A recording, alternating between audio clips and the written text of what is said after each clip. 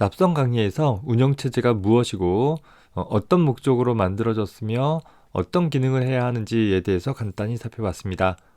자, 이번 강의에서는 운영체제가 처음 만들어지게 되어진 계기 혹은 배경에 대해서 좀 간단하게 정리해 보도록 하겠습니다. 전자식 방식의 디지털 컴퓨터는 1940년대에 이 세상에 처음 그 모습을 드러나게 되어집니다. 처음 등장한 전자식 디지털 컴퓨터에서는 사실 소프트웨어나 혹은 운영체제에 대한 개념을 갖고 있지 않았었어요. 모든 것이 하드웨어로 구성되어진, 즉 어떤 회로를 통해서 어떤 연산을 어떻게 처리할 것인지를 직접 구성을 했던 방식이었죠. 이런 방식의 컴퓨터를 고정 프로그램 방식의 컴퓨터라고 부르기도 해요. 사실 프로그램이라는 개념이 없기 때문에 그저 하나의 컴퓨터는 한 가지 연산만 수행을 할 수 있다라는 그런 의미를 담고 있죠. 물론 다른 계산을 수행하도록 하기 위해서는 직접 다수의 스위치나 전선 연결 등을 직접 바꿔주는 과정을 통해서, 즉 물리적인 하드웨어의 구성을 수정하는 과정을 통해서 다른 연산을 수행을 할 수 있는 방식으로 직접 회로를 바꿔주는 방법으로 변경해야만 했습니다. 그래서 그런 방식의 프로그래밍을 우리 하드와이어드 프로그래밍이라고 표현하기도 해요. 실제로 어떤 물리적으로 연결 상태를 변경하는 방식을 통해 프로그램을 바꿔주는 효과를 갖는다라는 것이죠. 실제 프로그래머는 어떻게 연결해야 할지에 대한 전선 연결도를 종이에 스케치해주고, 그렇게 스케치되어진 내용들을 기반으로 해서 컴퓨터에 전선들이 연결되어져 있는 배선판들의 전선 연결을 직접 변경시켜주는 과정을 통해서 하드웨어적인 구성을 새롭게 변경해 줌으로써 그 전과는 다른 방식으로 연산할 수 있도록 컴퓨터를 프로그래밍한 효과를 얻을 수 있었다라는 것입니다. 물론 이 당시의 컴퓨터는 굉장히 규모가 컸고 수많은 전선들로 구성되어 있다 보니까 새로운 프로그램을 작성을 하기 위해서 이렇게 일일이 물리적인 연결 상태들을 수정한다라는 것에는 굉장히 많은 노력들이 필요하고 또 무척 번거로운 그런 작업이었으면 틀림이 없었을 것이에요. 이런 고정 프로그램 방식의 컴퓨터는 1941년 2차 세계대전 중에 독일에서 만들어낸 G3라는 컴퓨터가 있었고, 혹은 1944년도에 독일군 암흑 해독을 위해서 영국에서 개발한 콜로서스라는 컴퓨터도 있었습니다. 좀 더 일반화되어져서는 1945년경에 미국 펜실베니아 대학에서 개발한 애니악이라는 컴퓨터가 있고, 명실상히 최초의 전자식 컴퓨터로 애니악을 많이 꼽기도 합니다. 자, 이런 애니악이라는 컴퓨터는 약 20평 정도 되어지는 공간을 꽉 채우는 굉장히 큰 규모의 장치로서 그 무게만도 약 30톤에 해당한다라고 합니다. 실제 내부적으로 한 18,000여 개의 진공관들을 이용해서 구성이 되어져 있었고, 탄도 궤적을 계산을 하기 위해서 사용이 되어졌다라고 합니다. 당시 한 60초 정도 날아가는 탄도의 궤적을 계산을 하기 위해서 잘 훈련된 수학자들이 약 20시간 이상 계산을 해줘야 될 것을 이 애니악이라는 컴퓨터를 사용을 하면 한 30초 만에 계산을 했다라는, 당시 기술로는 굉장히 획기적인 그런 컴퓨터였었죠. 다만 어떤 연산의 방식들을 수정을 하기 위해서는 보다시피 프로그래머들이 각 배전판의 연결 상태들을 어떻게 수정할 것인지를 일일이 기표하고 그 내용에 따라서 컴퓨터의 물리적인 연결을 변경해 줌으로써 새로운 프로그램, 즉 새로운 연산을 수행을 할 수 있도록 해주었다라는 점에서는 사실상 굉장히 좀 효율적이지 못한 그런 방식이 되었을 것입니다. 자, 그러다 보니 이런 컴퓨터를 가지고서 좀 더 수월하게 프로그래밍을 작성할 수 있었으면 좋겠다라는 요구가 점차 늘어나게 되겠죠. 1945년에 수학자이자 물리학자인 폰 노이만이라는 분에 의해 내장 프로그램 방식이라는 것이 최초 제안되어지면서 명실상히 오늘날 컴퓨터의 기본 구조를 갖추게 되어지는 것입니다. 이 내장 프로그램 방식이라는 것은 1951년 에드박이라는 컴퓨터를 제작할 때 적용이 되어진 방식인데, 그 원리는 현재 우리가 CPU라고 알고 있는 산술 논리 연산을 수행을 할 수 있는 장치부와 각종 제어를 담당하는 부분, 그리고 레지스터들을 하나의 중앙 처리 장치로 묶어두고 실제 데이터와 명령들을 담고 있는 메모리를 서로 분리하고 있는 구성을 취하게 되어져요. 자, 이전에는 어떤 연산을 수행을 할 것인지를 물리적인 회로 구성을 통해서 기술을 해주었다라고 한다면 이제는 실제 연산을 수행을 할 수 있는 물리적인 하드웨어 부분과 그 하드웨어를 어떤 방식으로 운영할 것인지에 대한 소프트웨어가 명시상이 분리되어지는 계기가 되어지는 것입니다. 즉 실행할 명령과 데이터는 모두 다 이진 비트열의 형태로 메모리에 저장을 해놓고 실제 그런 명령을 처리하고 데이터를 계산할 수 있는 CPU라는 중앙 처리 장치가 어떤 명령을 수행할 것인지를 가져와서 해석하고 그에 따라 적절한 연산을 수행을 하고 그 결과를 다시 메모리에 저장해주는 그런 과정들이 반복해서 일어나게 되어지는 것이죠. 앞선 고정 프로그래밍 방식에 비해서는 굉장히 획기적인 기술로서 오늘날 컴퓨터에서도 여전히 이 방식을 기반으로 해서 컴퓨터가 구성이 되어지고 있습니다. 구체적인 사례를 하나 살펴봅시다. 2020년 10월 애플사에서는 인텔 CPU에 대한 의존도를 없애기 위해서 M1 프로세서라는 자체 CPU를 개발을 해서 제품에 탑재를 했는데 IC 기술의 집적도의 향상으로 인해서 기존의 CPU와 혹은 GPU, 그 밖에 뉴럴 엔진 뿐만 아니라 메인 메모리를 역할하는 DRAM까지도 단일 CPU 칩 패키지 안에 다 탑재를 해서 하나의 프로세서로 만들었습니다. 이전의 CPU나 GPU 그리고 메인 메모리가 별도의 칩으로 분리되어진 부분과는 달리 하나의 칩으로 구성되어 있다 보니까 성능 향상을 상당히 높일 수 있다라는 장점이 있는 그런 방식이긴 하죠. 물론 메모리의 용량을 사용자가 임의로 바꿀 수 없다라는 제약은 있을 것입니다. 다만 이 경우에도 보면 연산 처리와 제어 처리를 담당하는 CPU와 프로그램에서 사용을 할 수 있는 주된 명령과 데이터를 담고 있는 메모리를 별도로 분리하고 있다라는 구성은 여전히 폰 노이만의 구조를 따라가고 있다라는 점을 살펴볼 수 있을 것입니다. 그저 집적도의 향상으로 하나의 칩 안에, 단일 칩 안에 포함되어 있다라는 차이만 있는 것이겠죠. 자, 다시 돌아와서 보면 물론 당시의 프로그램이라는 것은 천공 카드에다가 구멍을 뚫어서 카드 리더기를 통해서 읽어드리게 되어지면 그 읽어드린 프로그램들이 메모리에 적재가 되어지고 메모리에 적재되어진 프로그램이 CPU에 의해 하나씩 수행되어지고 나서 그 결과는 프린터라는 출력 장치에 의해서 출력되어지는 처리 과정들을 겪게 되어졌어요. 즉 프로그래머는 자신의 프로그램을 천공 카드에 기록을 하고 입력 장치를 통해 읽어드리고 연산되어진 결과들을 프린터로 출력받는 과정까지를 조작해주는, 즉 프로그래머가 곧 컴퓨터를 운영하는 역할까지도 담당을 하게 되어집니다. 1954년에 IBM에서 만든 첫 번째 내장 프로그램 방식의 컴퓨터로서 IBM 701이라는 메인프레임 컴퓨터가 있었습니다. 이 컴퓨터는 IBM에서 판매하지는 않고 각종 기업들에게 대여해주는 형태로 사용되어졌었는데, 이런 대여 과정 중에서 그저 하드웨어만 대여를 해주지 어떤 소프트웨어에 대한 내용들은 전혀 제공해주지 않았다라고 해요. 따라서 이 컴퓨터 하드웨어를 빌린 고객이 이 컴퓨터를 어떻게 조작할 것인지를 하나부터 10까지 직접 다 처리했어야 한다고 합니다. IBM 701 프로그램이 실행되어지는 과정을 간단하게 살펴보면 컴퓨터를 사용하고자 하는 프로그래머들은 대기표를 받아서 순서대로 자기에게 할당되어진 임의의 시간 동안 컴퓨터를 사용을 할 수 있도록 하는데, 컴퓨터를 사용할 권한을 획득한 프로그래머는 천공카드를 통해서 자기가 작성한 프로그램을 펀치카드에다가 기입을 하게 되어집니다. 소위 구멍을 뚫는 거죠. 자, 그리고 그 펀치카드를 카드 리더기를 통해서 읽어드리도록 로드 버튼을 눌러주게 되어지면 현재 컴퓨터는 카드 리더기로부터 읽어드린 내용들을 메모리에 탑재하고 시작 버튼이 눌리면 CPU에 의해 하나씩 명령어들을 처리하고 나서는 그 결과를 프린터에다가 출력해주는 과정을 거치게 되어집니다.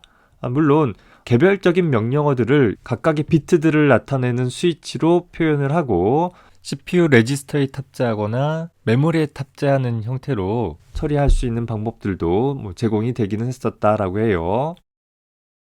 다만 그 IBM 701에서 사용하는 하나의 펀치 카드에는 기본적으로 카드 한 장에 24개의 명령을 작성을 할 수 있었다라고 합니다. 그런데 프로그램의 길이가 더 길게 되면, 즉 24개의 명령보다 더 긴 프로그램이다 라고 한다면 여러 개의 카드가 필요하게 되어지겠죠. 그래서 보통 카드 리더기에 입력되어지는 첫 번째 카드에다가는 그 이후에 입력되어질 프로그램들을 적재시키는 데 필요한 코드들만 작성을 해주고, 그리고 두 번째 카드 이후부터 현재 내가 프로그래밍하고자 하는, 즉 목적하는 일을 담당하라고 있는 프로그램을 기술했다라고 해요. 그러다 보면 이 시스템을 사용하는 대부분의 프로그래머가 작성하는 첫 번째 카드는 그 뒤에 나오는 프로그램들을 적재하는 코드들을 주로 담고 있겠죠. 실제 목적하는 프로그램을 적재하는 일을 담당한다라고 해서 그 프로그램을 로더라고 부르는데, 프로그램 작성 시마다 첫 번째 카드에 비슷한 방식의 처리를 수행하라는 로더를 작성하느라고 낭비할 필요가 없지 않겠느냐라는 생각들을 하게 되어집니다. 따라서 이런 로더와 같은 프로그램은 모든 컴퓨터에서 모든 개발자에게 공통적으로 필요하다라는 사실을 발견하게 되어지고, 이것이 곧 오늘날 운영체제로 발전하게 되어지는 계기가 되어지게 되어집니다. 즉, 운영체제가 갖는 기본적인 기능은 바로 사용자 응용 프로그램을 실행할 수 있도록 메모리에 적재하고 실행하는 그런 기능이 되어지게 되는 것이겠죠. 1955년에 IBM 701의 주된 고객이던 GM사, 제너럴 모터스라는 회사이죠. 이 GM사는 펀치카드에 담긴 프로그램을 메모리에 적재하는 제대로 된 로더 프로그램을 개발을 하고, 이 프로그램을 상대적으로 속도가 빠른 자기 테이프에 저장을 해두고 필요할 때마다 실행시켜서 성공 카드에 기록되어진 사용자 프로그램을 카드 리더기를 통해 메모리에 적재시킨 후 실행시켰다라고 합니다. GM에서 작성한 이 로더를 초기에는 모니터라고 불렀고 후대에는 GMOS라고 불렀는데, 오늘날처럼 보조 저장 장치에 저장되어 있는 프로그램을 메모리에 적재시키는 것과 같은 개념이 생기게 된 것이죠. 즉, 이 GMOS는 사용자 프로그램을 읽어서 실행시켜 줄 수 있는 준비되어진 프로그램이라는 측면에서 원시적인 최초의 운영체제로 평가받기도 하고 있습니다. 다만 GM사는 IBM 701의 처리 속도를 2배 정도 높인 제품으로 IBM 704를 주문을 해서 사용을 하면서 다음의 문제점들을 개선하려고 시도하게 됩니다. 여전히 하드웨어적인 성능들은 많이 좋아졌지만 개발자들은 그 시스템을 사용하기 위해서 대기표를 뽑고 자신의 차례가 올 때까지 기다리는 시간들을 많이 가져야 되더라라는 것이에요. 또 더불어서 자기 순서가 되어져서 컴퓨터를 사용할 수 있는 차례가 되어진 프로그래머도 바로 컴퓨터를 통해서 프로그램을 수행하는 것이 아니라 프로그램을 수행하기 위해 뭔가 설정하는데 많은 시간들을 보내고 있더라라는 거예요. 각 개발자들이 프로그램을 실행시킬 때마다 카드 입력 장치, 프린터, 테이프 장치 같은 것들을 점검을 하고, 또 컨트롤 패널의 스위치를 조작을 해서 컴퓨터의 설정들을 반복적으로 해줘야 하는데 이 시간이 굉장히 오래 걸리게 되었다라는 것입니다. 오늘날처럼 저렴하지도 않고 또 흔하지도 않은 컴퓨터를, 또 그 컴퓨터를 사용하고자 하는 개발자들이 많이 기다리고 있는 상황에서 컴퓨터가 놀고 있는 시간들이 많이 생기게 되어지니까 이런 부분들을 조금 더 효율적으로 할 수 있었으면 좋겠다라는 욕구를 갖게 되어지는 것이겠죠. 더불어서 성공 카드나 테이프 입력 장치 같은 것들을 제어하는 프로그램 코드나 기타 하드웨어 서비스 루틴들은 여전히 각각의 개발자들이 알아서 작성해줘야 하는, 어떻게 보면 프로그램마다 또 개발자마다 공통적으로 처리할 수 있는 부분이기는 하나 각각의 응용 프로그램 내에서 따로 처리해줘야 한다라는 점에서 이런 공통적인 부분들을 지원을 해주면서도 효율적으로 시스템을 사용할 수 있었으면 좋겠다라는 욕구가 생기게 되는 것입니다. 그래서 1956년에 GM사는 NAA라는 North American Aviation이라고 해서 미국의 항공회사와 공동으로 GMNAA-IO라는 명실상이 최초의 운영체제를 개발하게 되어집니다. 기존의 IBM 701에서 선보였던 모니터 프로그램을 확장을 해서 좀 더 고가의 컴퓨터를 좀 더 효율적으로 사용할 수 있도록 하기 위한 오늘날 운영체제로서의 가장 기초적인 모습을 지원을 하고 있는 그런 소프트웨어이기도 하죠. 이 프로그램은 하나의 작업을 카드 리더기로부터 읽어드리고 처리한 후에 출력을 나타내는 작업들을 개별적으로 진행하는 것이 아니라 배치 방식으로 작동이 되어져서 여러 작업들을 걸어 놓으면 각각의 작업들이 순서대로 하나씩 자동으로 메모리에 적재되어져서 실행되어질 수 있는 그런 방식을 지원을 해주고 있습니다.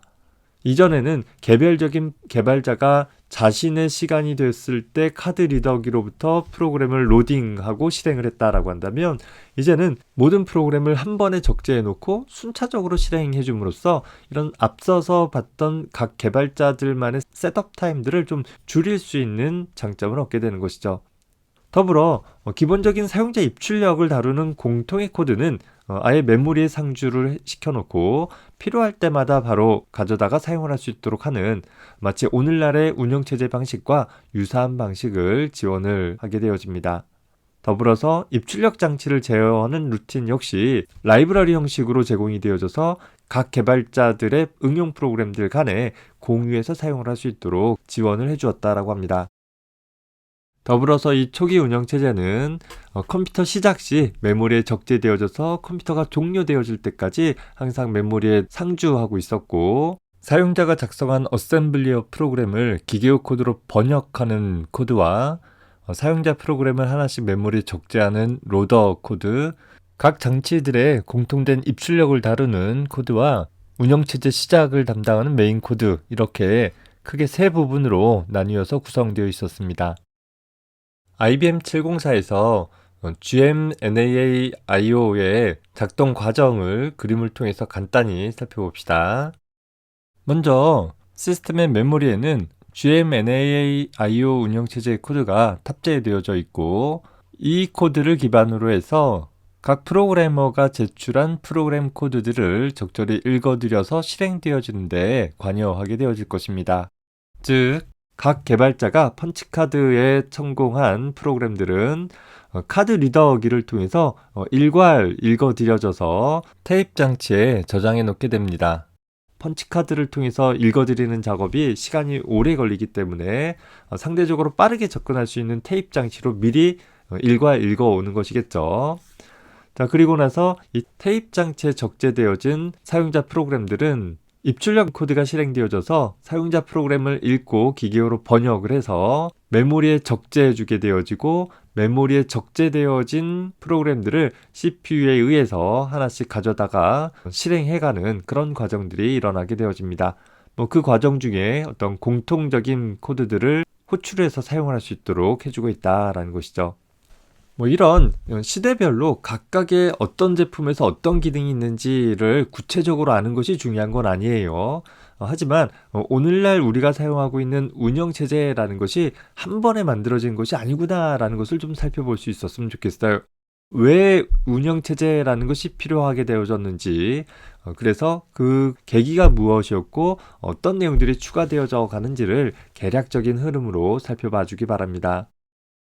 그래서 운영체제 태동의 여정을 간단하게 정리를 해보면, 기계식 컴퓨터가 사용되어지다가 1940년대에 전자식 컴퓨터가 출현하게 되어지고, 초기에는 고정 프로그램 방식이었다라는 것이었죠. 다시 말해서 프로그램이라는 소프트웨어라는 개념이 아예 없었었고, 물리적인 회로의 변경을 통해서 프로그램을 컴퓨터가 처리할 수 있는 연산의 방식을 바꿀 수 있는 그런 방법이었다라고 했었습니다. 자, 이것이 1945년에 폰 노이만 아키텍처라고도 불리우는 폰 노이만이 주창한 내장형 프로그램이라는 방식에 따라 비로소 이제 CPU와 메모리가 분리되어지고 하드웨어와 소프트웨어 개념이 구분되어지는 시기가 되어졌고, 1954년에 당시 주된 컴퓨터 제작 회사인 IBM에서 최초의 내장 프로그램 방식의 컴퓨터를 선보이게 되어집니다.